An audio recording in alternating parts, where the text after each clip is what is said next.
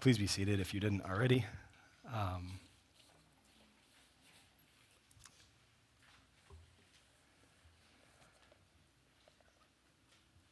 It's an exciting text, which might not be your initial reaction to it, but it actually is. And as we look at where we've been in Romans, recapping as Paul has developed what he's saying so far, in Romans 1, he basically says, hey, everybody, it's me, right? And praise to God for what he's called me to be and all this. And I'm not ashamed of the gospel, Romans 1:16, because the gospel is the power of God for salvation to everyone who believes, to the Jew first and also the Greek. Right? That's his initial statement, his initial thesis. Then he turns to this, but the wrath of God has been revealed against all ungodliness. And then we dive through the rest of chapter 1 into what that looks like. God giving people over to their sin and giving people over to more sin. And part of his punishment on their sin is to let them have more sin. And then in chapter 2, well, those who would condemn them are doing the same thing anyway, or giving their approval to it. And so those who might say, oh, I won't do that, actually you do.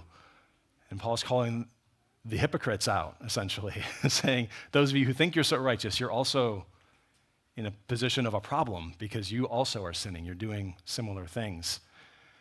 And he speaks specifically to the concept of circumcision in Jewish culture, and is that worth something inherently? Well, no, it's meant to be tied into what God is doing in your heart and in your life. And so if you're not actually following him, it's useless. And this concept in the early parts of chapter 2, God is going to give to each person in alignment with the things they've done. Like that the way that you behave in life is going to end up being reflected in the end. And the only way that you're going to be in a place of righteousness is through Jesus and through the Spirit's work in your life to do any good. But as he's developing this in chapter 2, he's showing Gentiles, the nations out there, all those people, Jews, those who have been God's people throughout history, are in the same spot. They're in the same exact place where they are called to holiness, and none of them make it.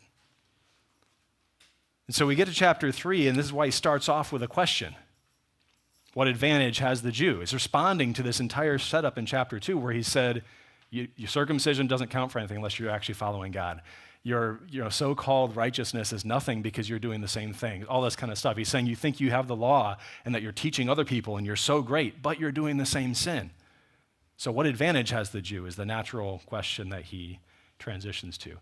So we're going to look at this in these 20 verses that Megan read for us. We're going to see what Paul develops here, what God aims to show us here. And as we do that, or as we start to do that, let's pray first that God would give us help. Father, we thank you for the way that you do not just provide hope, but you also show us the problem. For the way that we can see the depths of sin and the depths of where we would be without you, and it can enhance our worship of you. Pray that as we look at this, Spirit, you would be active through the words that I say, through the thoughts that are going through all of the minds here in this place, that you would be speaking to our hearts, that you would be changing our lives, that this would not be a time of hearing merely human words, but that you would be speaking, that the word of God would be coming to bear on human hearts, and that we would be changed into the image of Jesus more after this time than we were prior, that all of this would be for your glory and for your worship. In Jesus' name, amen. So there's always an interesting time when you're thinking through what you're supposed to put on the notes slides and stuff and sermon prep and what you're going to call a sermon and all this. And sermon titles, there's a special verse at the end of Revelation 2 where it says the preacher must always have a sermon title. You might not have seen that letter before. It's kind of hidden back in the back of the Bible. But this, I titled this sermon, Universal Sin, Faithful Judge. It also could have been called something like Real Universalism, Everyone's a Failure. Was pondering that, or False Supremacy.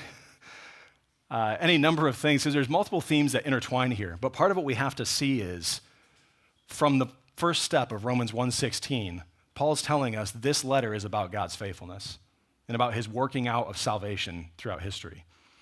So if we were to look at this chapter and settle only with all are condemned, or there is none righteous, no, not one, and that were our summary message or something, we'd be missing the real point That is, though there is none righteous, no, not one, God is faithful, and he's working out this plan of salvation. So as we start in on the first few verses here, the first summary point to consider is that privileged unbelief can't stop God's faithfulness. Privileged unbelief can't stop God's faithfulness. Then what advantage has the Jew? Or what is the value of circumcision? God, why did I have my babies snipped after they were born? Like, what is the point of this then if it doesn't automatically rescue me, save me? Much in every way is the advantage. To begin with, the Jews were entrusted with the oracles of God. So Paul says, yes, there is an advantage to being a Jew. You were given the word. You were given Torah. You were rescued from Exodus. You were given practices to establish a faith and remind you of faith. You were rescued from exile and brought back even after turning away as a nation. You were entrusted with the oracles of God. So yes, there's an advantage there. There's a privilege to being a Jew. And yet, verse 3, what if some were unfaithful? And he says, what if, and we know it is an if, right? Like it's a reality. It's not just a hypothetical what if. Like maybe, can you conceive of the possibility someone might be unfaithful? It's like, well, no, look around. Look where we went to Babylon. We went to Assyria. We were unfaithful as a Jewish people, Paul's saying. What if some were unfaithful? Does their faithlessness nullify the faithfulness of God? So you have this issue where the Jews are privileged, but unbelief wastes privilege. And I was starting to try to just find somewhere that someone had written a story up, a little biopic that I could, read this article here and it'd be called cool, but I couldn't find one. But you've all heard of this, where someone is born into great wealth and then they squander it. Now, whether that's modern wealth, where it's like their parents are making a bunch and pay for all their college and pay for all their everything. They give them a car when they're 5 and they give them their first beer when they're 10, like all this kind of stuff. And they get through life and they never have to do anything. And you're like, oh my goodness, they're so spoiled. Maybe they squander it in terms of their character. Or maybe they just completely squander it and they're homeless because they've done nothing with their lives and they don't know how to work or feed themselves or anything despite having tons of monetary privilege, tons of monetary opportunity behind them. They squander it all. So are they privileged? Yep. But then it gets squandered through lack of care for their family or lack of recognition that they need to work hard like their parents did or whatever else. Whatever their unbelief, so to speak, is in the course of their life, they squander it and it comes to nothing. Similarly, the Jews were a very privileged people, but squandered the privilege they were given. They were given the oracles of God. They turned away. They didn't get it. They took it wrongly. But despite that fact, does their faithlessness nullify the faithfulness of God? We're saying that God is being faithful, right? This is the whole charge. Paul's saying God's being faithful. He's bringing salvation. Yeah, but they're unfaithful. Does that kill God's plan? Does that kill God's faithfulness? Because now he's saying he's going to work through his people. It didn't work. Is God unfaithful? We can't breeze over this question. It's a real one. It's a real one we should conflict with. God says, Abraham, I'm going to call you out, and you're going to be my people, and you're going to bless the world. And they utterly fail. There is no sense in which the Jewish people turned into this grand blessing to the world. Huzzah. The Jewish people got powerful, and they became a grand kingdom, and King David was there, and they conquered all the enemies, and they were powerful. And they turned away from God, and they splintered into two sides, and they continued to have idolatry and everything else, and they get worse and worse and worse, and eventually they're exiled. The blessing to the nations is now in chains in far-off lands.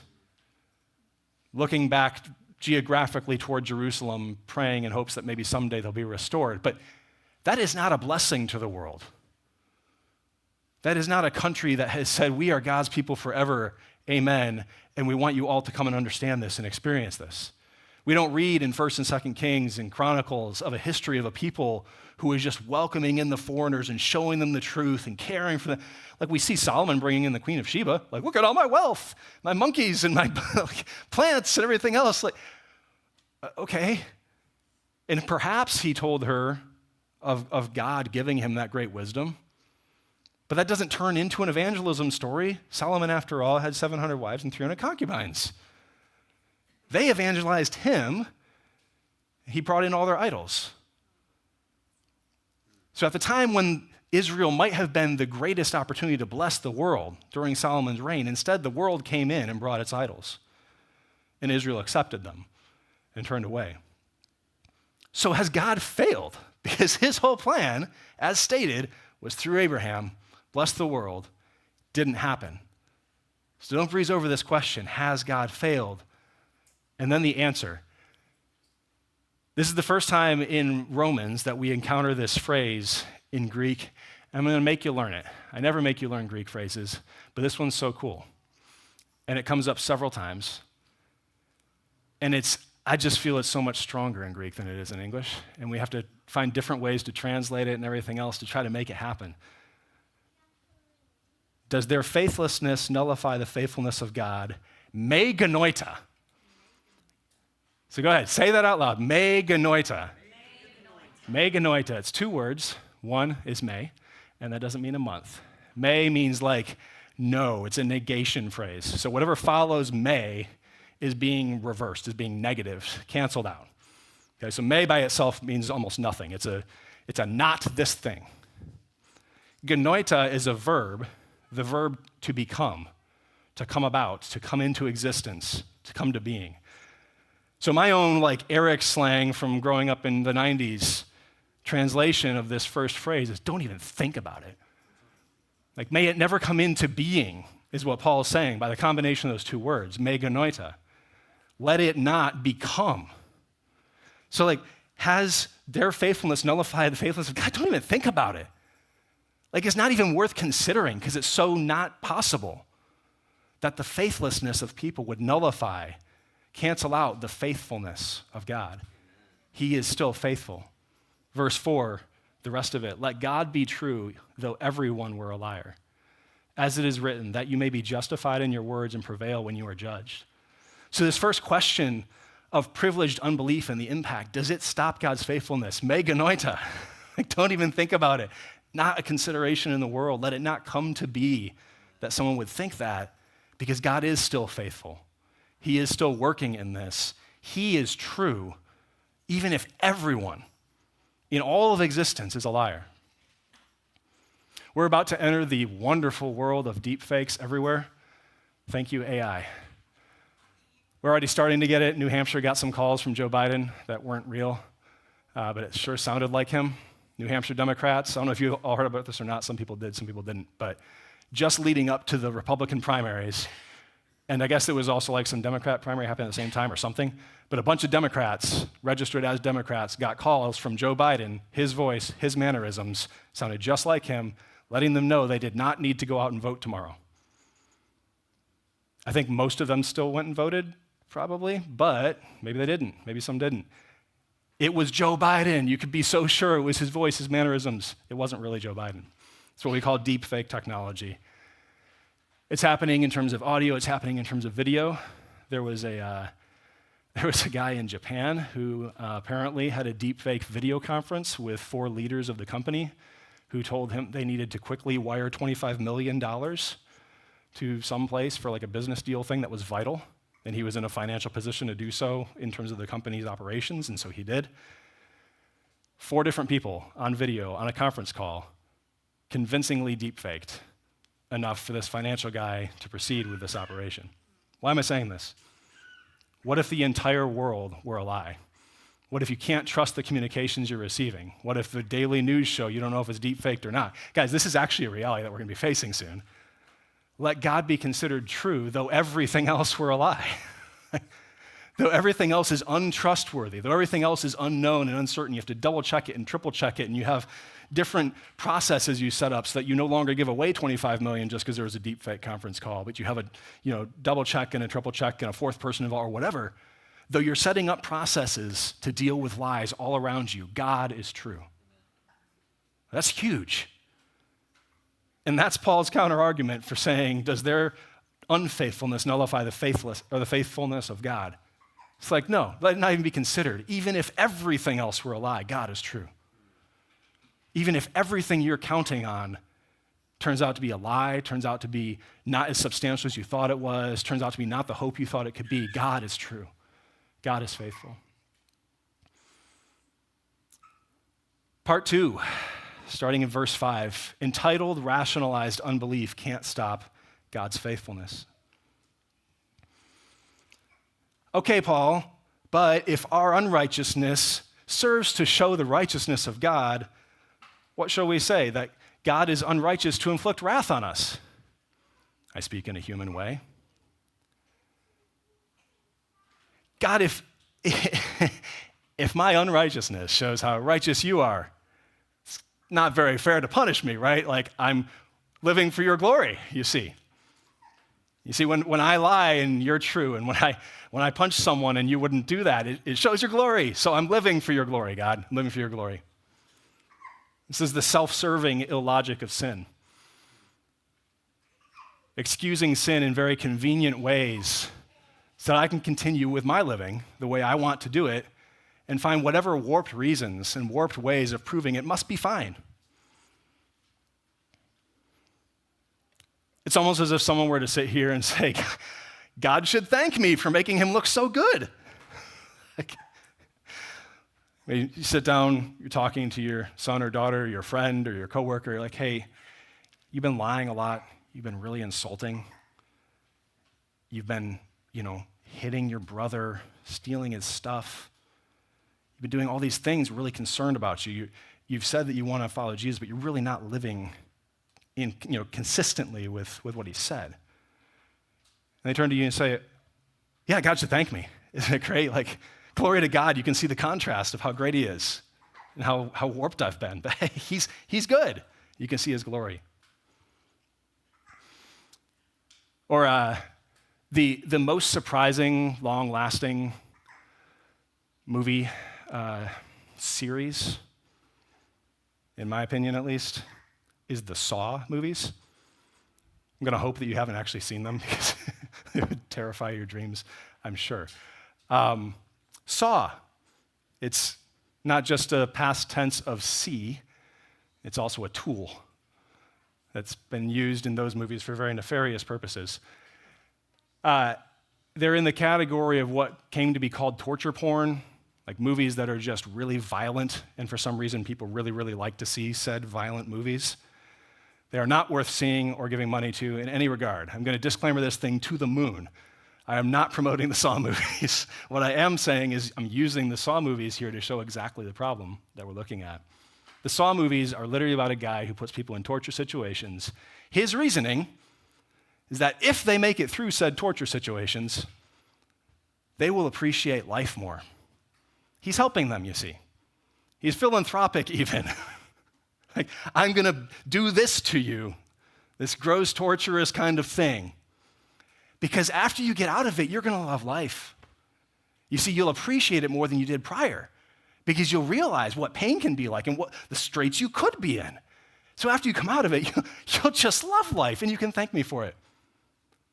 That's exactly what we're dealing with when people want to say, my unrighteousness shows God's faithfulness. It shows his righteousness, so why would he punish me? He's unfair to punish. He was really unfair to punish me.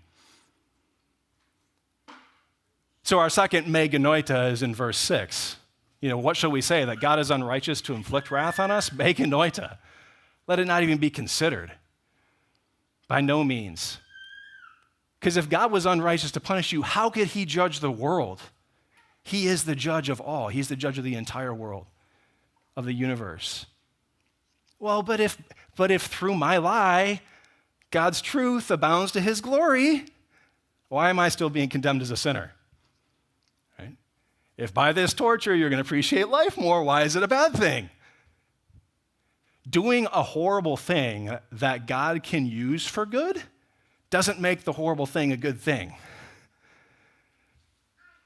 And I think we all generally get that as a concept, but I think it's also worth remembering that we rationalize our sin far too often. We find ways to decide that our sin's okay, to excuse it, and we get pretty warped at times. Or why not do evil that good may come of it? As some people slanderously charge us with saying their condemnation is just. But this is the exact response we could give to the life of Joseph.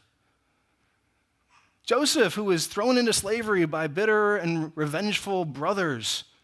And God used that to rescue his whole family into Egypt during the famine and to deliver them. And Joseph says to them, what you meant for evil, God used for good. And we could respond, hey, if I do evil, God can use it for good. If I do evil, it shows how great God is by contrast. If I do evil, then God's goodness by contrast shows his glory. So is God unrighteous to inflict wrath on us? No, he's not. He's not. Evil is still evil. So God is faithful, not unrighteous, to punish, to bring judgment where judgment is due, and to bring that to all of us. We don't need to be like the Jigsaw character in the Saw movies to be sinfully deserving of God's wrath. We just need to be sinners on this earth, which is every one of us. Every single one of us.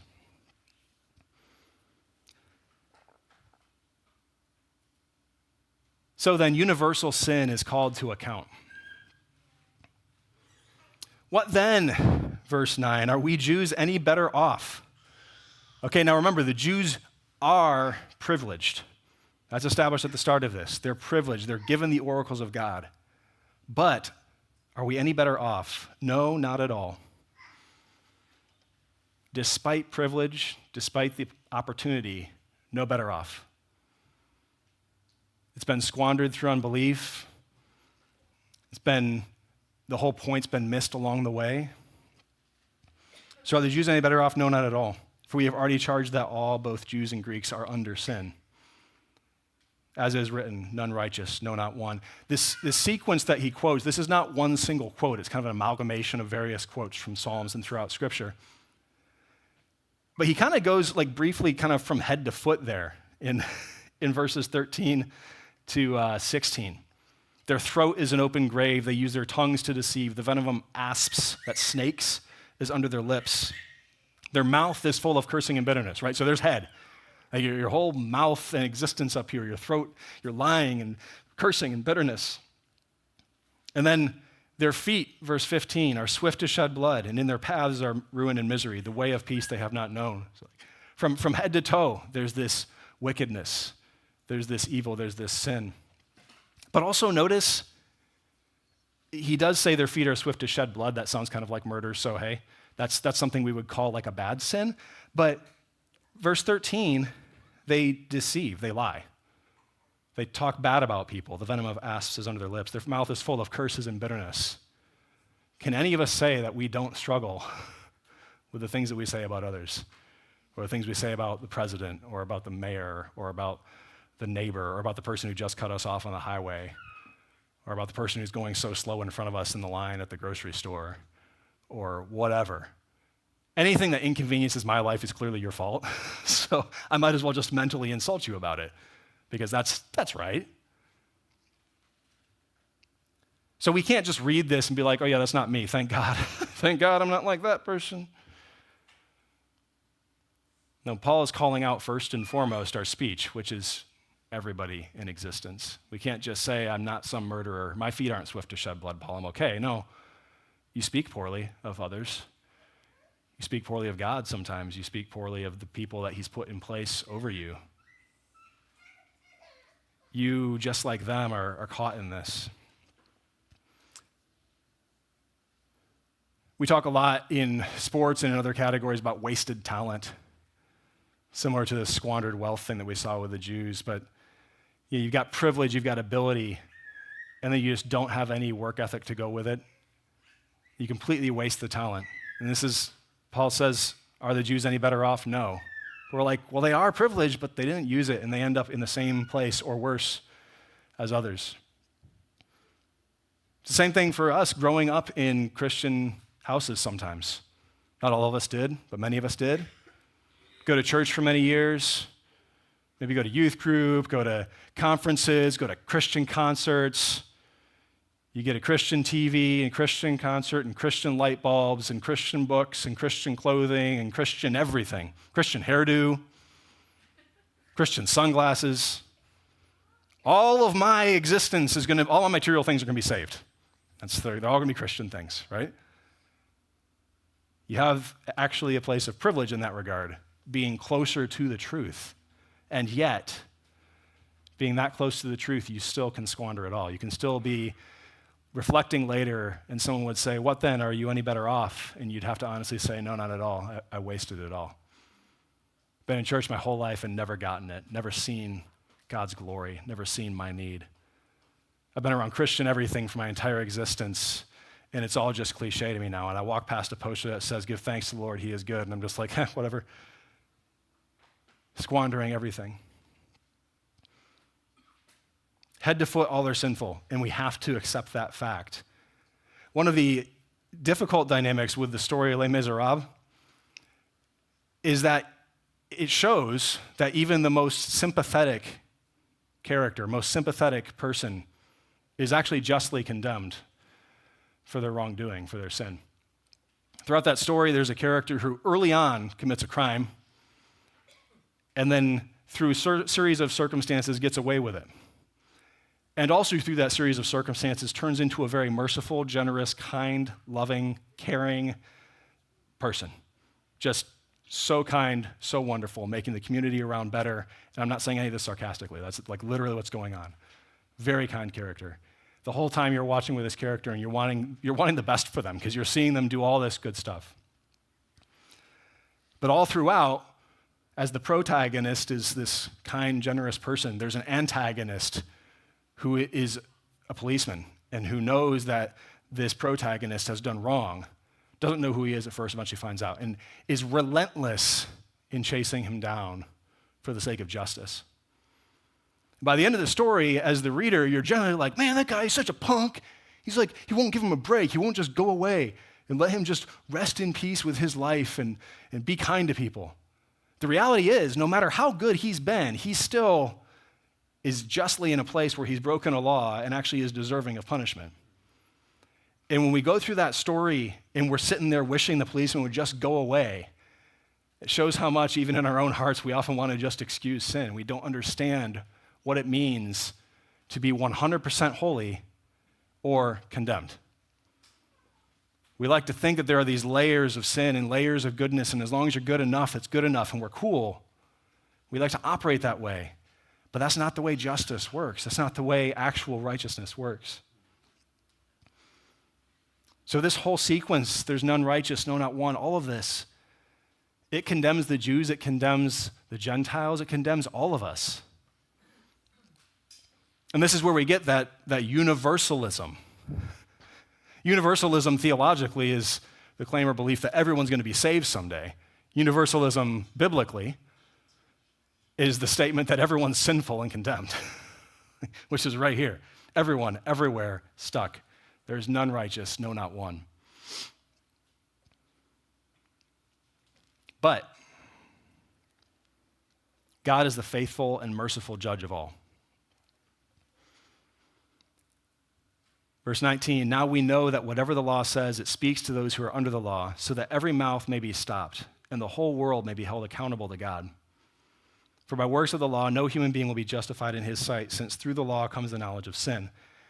And next week, this is going to get developed even more in terms of specifically what God has done to provide the way of this hope and this peace. But this is the reason why this text is exciting, is this section.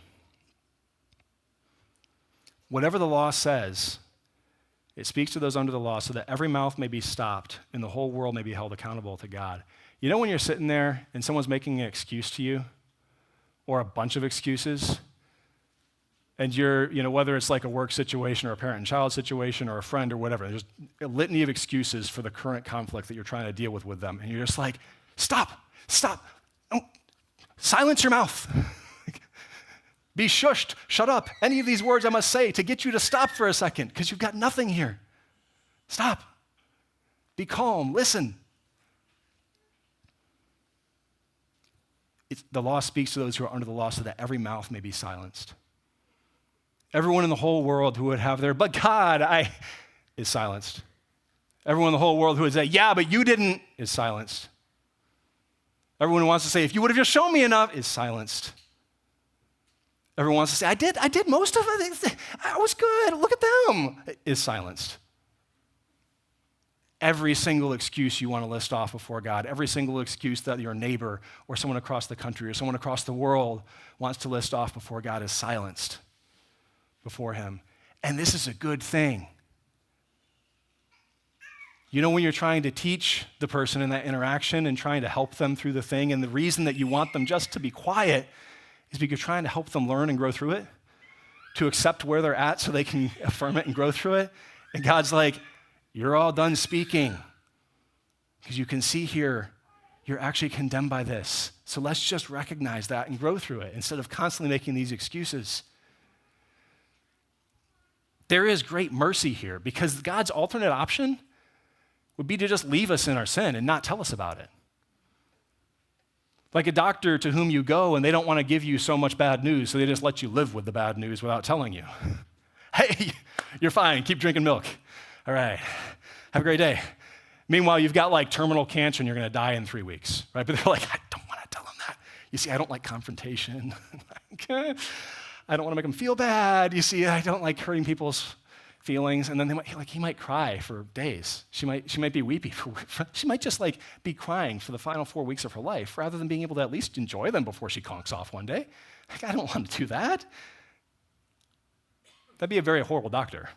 Would not be a kind and merciful doctor who is unwilling to give a faithful diagnosis. God in his mercy shows us the problem. In his mercy calls us out to recognize the problem. So praise him who points it out, right? Like, it's not, oh my goodness, God, you won't give us a break. Like, my throat's an open grave and I can deceive with my lips and my feet are swift to shed, but give me a break. No, he's calling out to you to let you know, here's the problem. I've already got the answer. But would you affirm the problem so I can give you the answer? Because when someone says, nah, it's not a problem, you're trying to tell them, hey, you've been smoking your whole life. You're going to get lung cancer and die. Or you've been wasting all your money on gambling. You're going to have no money left and you're going to be homeless. And if they just say, no, it's not a problem, spin another round. No, it's not a problem. I place a bet this next throw is going for a touchdown. Right? Like, they're going to end up in a horrible spot, and you can't help them unless they're willing to affirm the problem. And God's not just letting us off loose on this. He's like, no, this is a problem, guys. This is a problem. Are you going to see it and be redeemed? Even to the privileged. Like, this is not bitter God, like, man, Jews, I gave you everything. I led you along by the hand. Your sandals didn't wear out as you went through the desert for 40 years. I gave you manna from the sky. I gave you birds. I gave you the law. I gave you Moses. He was a cool guy. I gave you Joshua after him. And also, in case you've never noticed, newsflash, after Joshua, they didn't even celebrate Passover for a couple hundred years until Josiah discovered it. King Josiah, when he's reading the law. I think about that. Samuel and all the judges, David, Solomon, all of this. Didn't even celebrate Passover the entire time. They had forgotten about it. I rescued you from Egypt, and you wouldn't even celebrate the meal to remember. Right? Like, there's no bitterness from God here in this. It's like, I'm still going to show you the problem. Even to the privileged. It's not like, yeah, you've squandered your chance. I'll go tell those guys over there who didn't have so much privilege as you. No. Like, universally, God is showing the problem. Universally, God is calling to grace and mercy, calling the whole world to be accountable to him, the whole world to step up and realize the difficulty, to realize the impact of sin. Hebrews 4:12, for the word of God is living and active, sharper than any two-edged sword, piercing to the division of soul and spirit, of joints and of marrow, and discerning the thoughts and intentions of the heart. And no creature is hidden from his sight, but all are naked and exposed to the eyes of him to whom we must give account. There's a little toy that's often used by girls. Perhaps you've heard of it, the Barbie. Little doll, right? Barbies get dressed up in many different ways with many different clothing. They're both men and women Barbies. And the interesting thing is, if you don't put them in clothing, you don't know which one's rich and which one's not. You don't know which one is the doctor and which one is the patient. You don't know which one's the teacher and which one's the student. They're all just little naked Barbies laying there. They're all fully exposed just as what they are. We are all Barbies together, right? Like that's what they are. That's all they could say is, yeah, we're just Barbies. No creature is hidden from his sight, but all are naked and exposed to the eyes of him to whom we must give account. The whole world is called accountable to God, and it doesn't matter what covering you have, whether literal physical covering or symbolic covering. Right? Someone could put themselves in a bunker that is nuke-proof, a bunker through which radiation will never come, and they are still exposed to God. You can dress yourself up in your finest garb, and you are still exposed to God. You cannot dress yourself up in finest garb because you're not going to be like those legalists, and you're still exposed to God. You can put whatever kind of self-righteous standard you want around yourself to wrap up yourself. And at the end of the day, you're just a human exposed to God.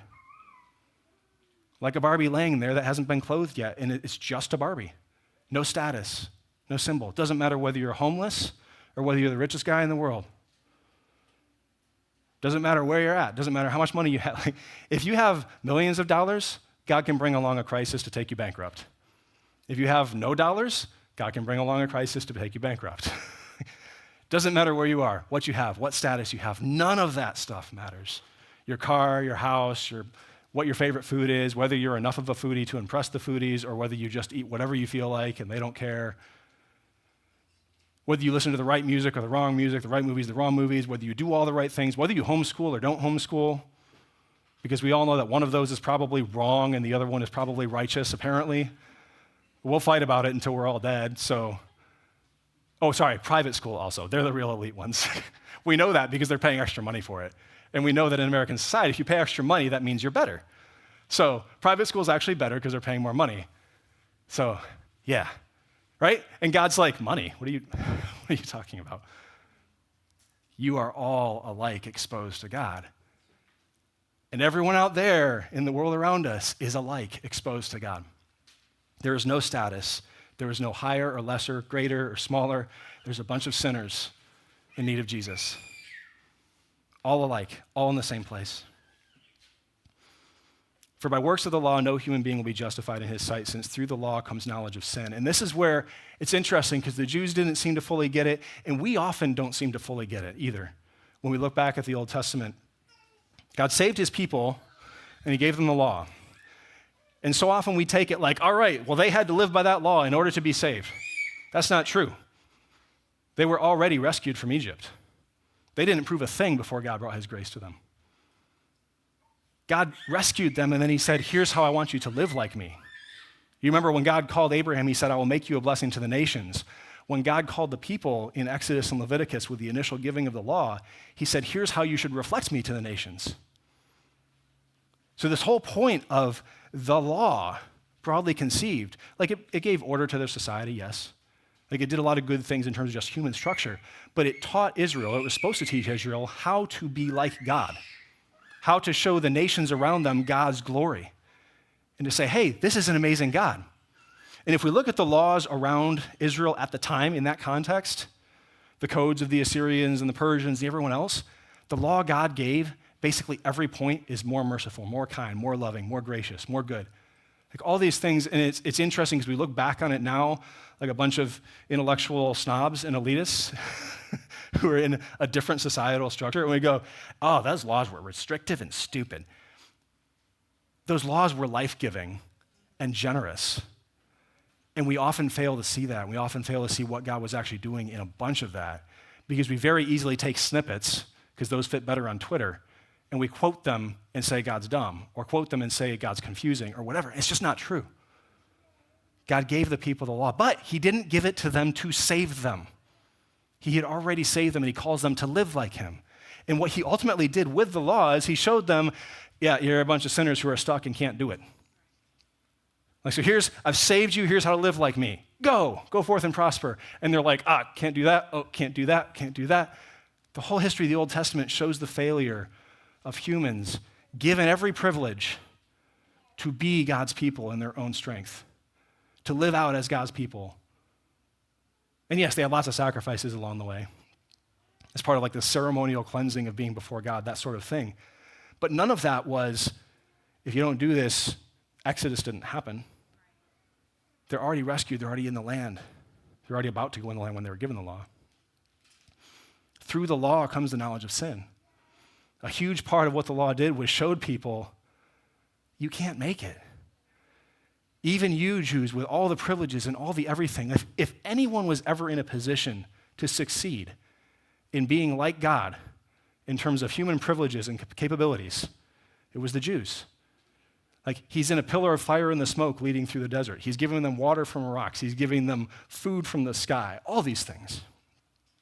Like, you want to talk about, if only God would show me a miracle, if only God would whatever, if only God would whatever, all that stuff happened for the Jews as they're coming out of Exodus.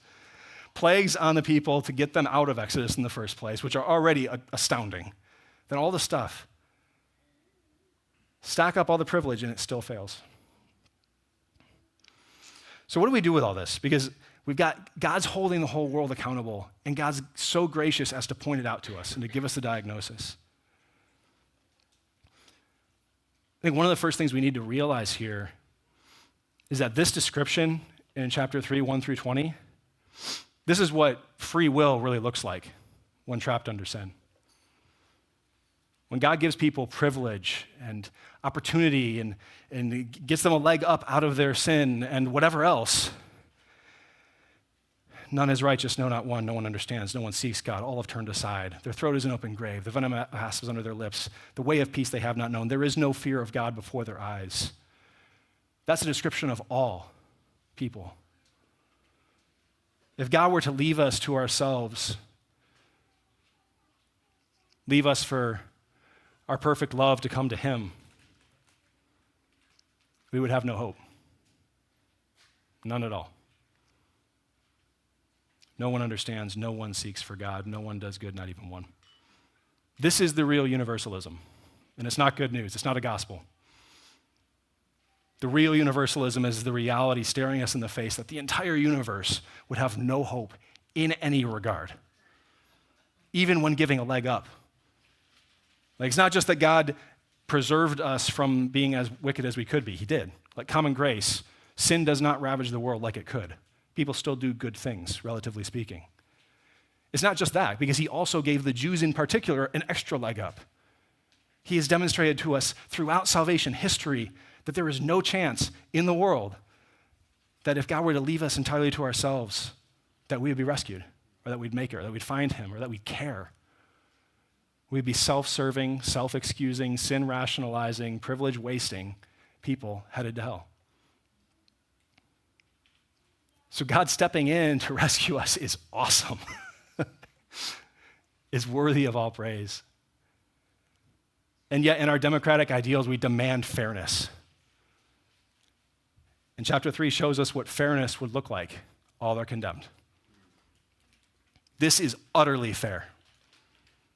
And we have to come to grips with that part if we never have. When we say, fairness, let them choose, let them decide, fairness, fairness, fairness, here is fairness. Everyone alike equally has turned aside. Together they become worthless. No one does good, not even one. This is very fair. It's very, very eminently fair. God leaves people to what they really want. He leaves them to their sin, he turns them over. And people giving great fairness, great level playing field, all turn aside.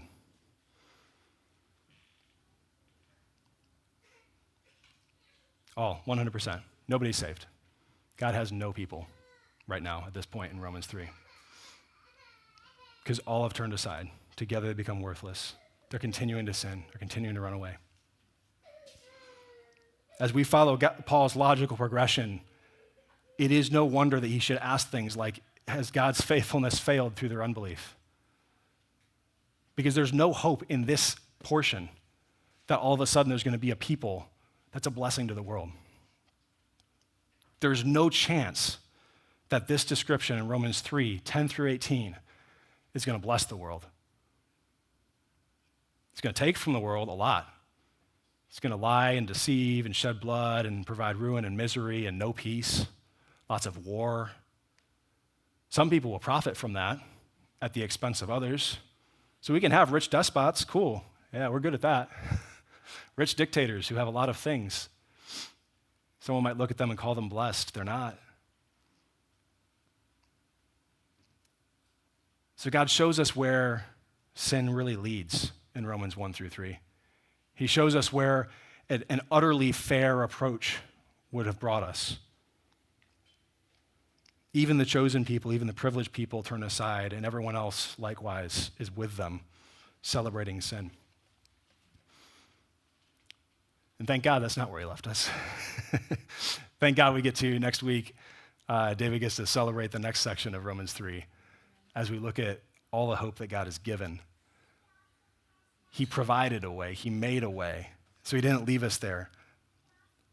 But as we look at this as redeemed people, or as at least people who are attending church, it might need to get a grip sometimes. This should still impact our perspective on life. Because this is where we all are, except for Jesus. Every one of us, except for Jesus, are in this description. None righteous, no, not one. You don't seek God, you don't have peace, and you don't care about him, except for Jesus. What that means is we should expect, not just think it might happen, expect flaws and failures in our lives, in the lives of those around us, and in the society that we all create. This is the gospel, that humans are trapped in sin until one day God makes all things new. We're trapped in sin, and the things that we do have flaws and sin and failures. We should never find ourselves as those who have been given the privilege of being enlightened by God through his scripture. We should never find ourselves surprised that there is sin in someone's life. We're surprised that a structure that we created as a society has flaws and biases. Surprised that humans could actually do sinful things. What? This is what we preach. Why would we be surprised that people do sin? Why would we be surprised that I sin or that you sin? Why would we be in a place where we're trapped in sin, but we don't want to tell anyone because they might think worse of me? They can't think worse of you than what's already true. Like, it's impossible for, even if I were sitting up here like, if you guys ever sin, I'm just going to think so badly of you and you're going to disappoint me, and blah, blah, blah. I start yelling at you and all this. I could never think worse of you than what's already true. That without Jesus, you're reflected in this passage. Be encouraged. There's no worse description I could give of you than what God has already given apart from Christ.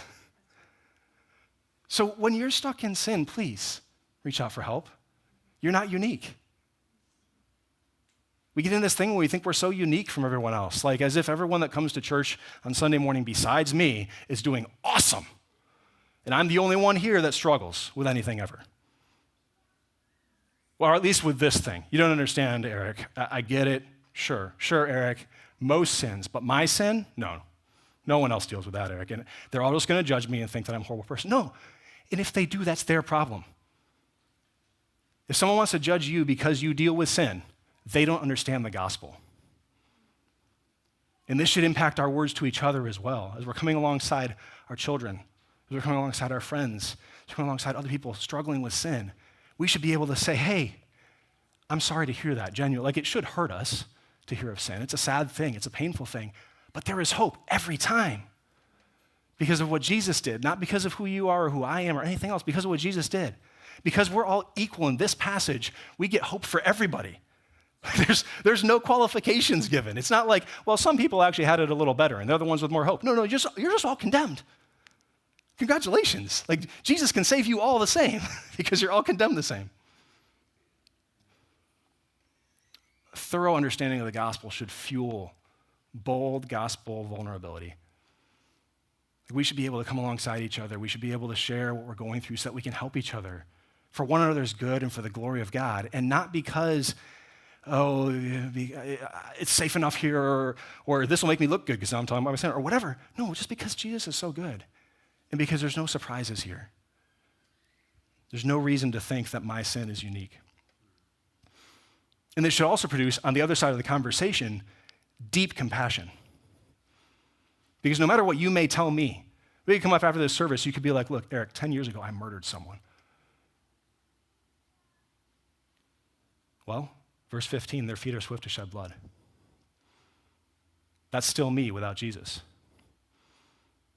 Now, there'd be all sorts of implications to that statement that we might have to sort through, but the gospel is still true. That should not make me angry at you or whatever else. It should break my heart with compassion to try to help you and share the gospel and minister to you and care for you. When I'm in the midst of an argument with my wife or any of you with your spouse or with your children or whatever, the fact that they've sinned right now doesn't make you justified in being a jerk.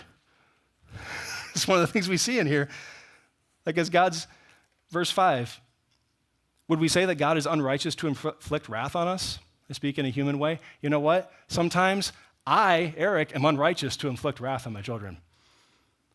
Because sometimes what I'm doing is being selfish and condemning them for my selfishness, right?